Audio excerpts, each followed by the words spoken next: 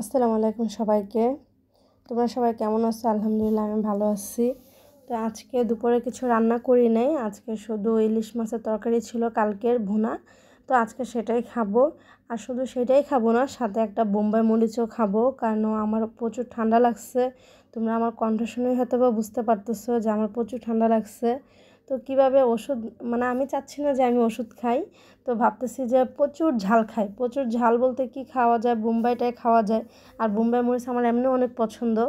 তো আজকে সেই বোম্বাই মরিচ দিয়ে আমি ভাত খাবো।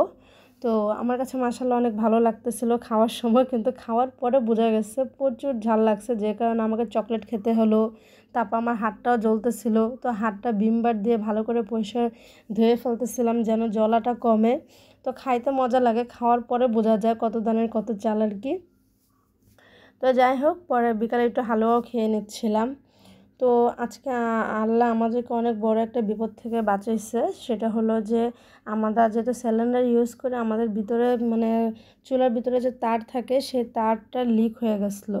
তো লিক হয়ে যাওয়ার পরে আমরা ওই আঙ্কেলকে ফোন দিয়ে যে আমাদের এরকম একটা সমস্যা হয়েছে। পরে নিচে যে লাইন থাকে সেই লাইনটা অফ করে, তো কাচের যেহেতু চুলাটা ছিল গরম হয়ে যাচ্ছিলো বারবার। তো আঙ্কেল বলতেছিল যে ভালো করছেন ফোন দিচ্ছেন, কারণ এটা যে কোনো সময় বাস্ট হয়ে যেতে পারতো, যে কোনো সময় একটা সিরিয়াস সমস্যা হইতে পারতো।